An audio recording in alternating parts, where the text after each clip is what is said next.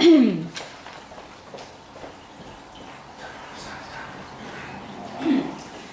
everybody. My name is Liliana Gamiu, and today I will be giving my presentation to you over pit bulls and how they deserve a second chance. So, dog fights, dog bites, and dog attacks. Whenever I say these things, I'm pretty sure a few breeds come to your mind, and one of those, if not the first one, is probably a pit bull, isn't it? Yes. Yes, I concur. Okay, so I have had few first-hand experiences with these animals, but I have had some friends who have had pit bulls, and I have dogs myself that are considered aggressive breeds. And they are sweet dogs, but let's not talk about that. Anyway, I have also done some extensive research over this topic so that I can become more educated and tell you guys how they do deserve a second chance.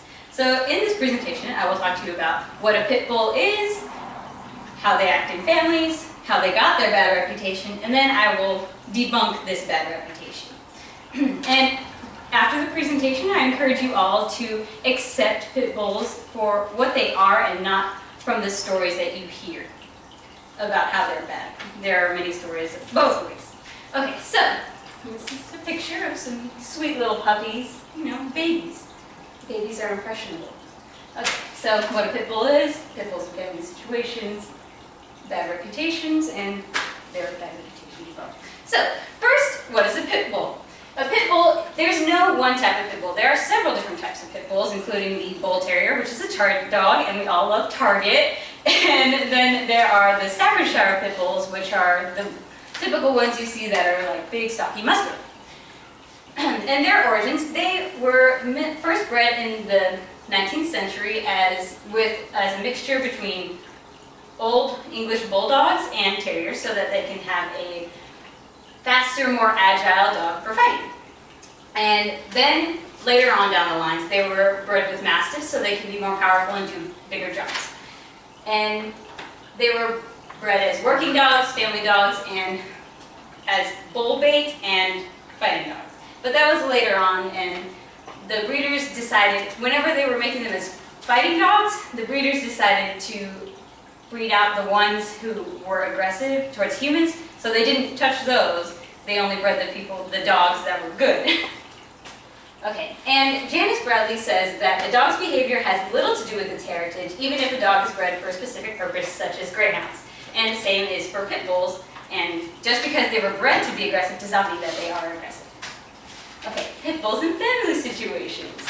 In the book, I Am a Good Dog by Ken Foster, there are numerous stories of pit bulls and how they are within families. And many of those families have little kids and children. And it proves that the dogs fall in love with the babies, and they realize that the kids are special to the families and that they're important, and they know to leave them alone and not hurt them.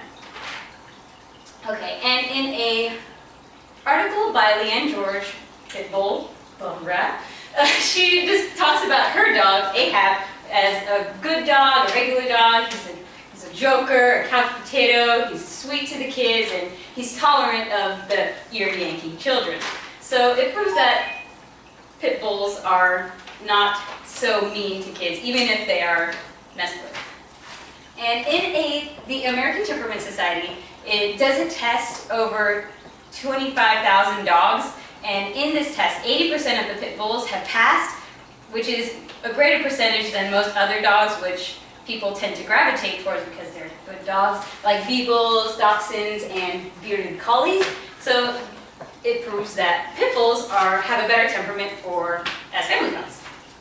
Okay, so the bad reputation that pit bulls have, it's because they're aggressive. People think that they're always going to be aggressive no matter what, and that they're not going to be good family dogs because they were bred to be aggressive. And dog attacks have changed over time through the breeds, not only pit bulls, but in recent years, pit bulls have become, pit bull attacks have become bigger in past years because people gravitate towards the aggressive dog of the times. Back in the 70s, it was the Doberman, and then in the 80s, it was the Rottweiler, and over the past few decades, it's become the pit bull. So those attacks have been changing, but it depends on the dog breed, the aggressive dog breed at the time. And dog bites are one of the top causes for non-fatal injuries in the United States, and unfortunately, 1/3 of that statistic is pit bulls. But that is only because there are a lot of pit bulls that live on the streets and end up in shelters, therefore they don't have any homes. So they are out there fending for themselves. So they have been aggressive and not socialized. And there are many bans in several different countries over pit bulls and that they're not allowed, including several states in Canada, the UK, and Australia. And now this is their bad reputation debunked. So people most of the time teach their dogs to be vicious, and they get this dog because they want a vicious dog. It's not the dog's fault that it is vicious, it is the people's fault. And proper dog discipline is a must when having any dog. And it's not just pit bulls, because recently in France there was a dog attack, but it wasn't a pit bull, it was a golden retriever. So it proves that any dog can turn, not just pit bulls. And proper socialization is also a must. If you leave your dog alone for great amounts of time, or if they're tethered in the backyard, they're obviously not going to be well socialized with people, therefore they will get a little bit aggressive when they're around people. And in the same article by Leanne George, she says that if you remove dogs from the province, then like the province of Canada, Ontario, then the people who want the aggressive dogs, they will just move on to another breed and not just want pit bulls. They'll move on to Rottweilers and Doberman Pinschers like in the past. So it's not just pit bulls who are aggressive. And pit bulls were stereotyped as fighting dogs because of their athletic build and how muscular they are. So that's why they were forced to fight. They don't want to fight, they're just forced to fight. And today, pit bulls can be seen as working dogs throughout the country, and service dogs being with millions of people every day, being good dogs. They're smart, athletic, and can be taught anything.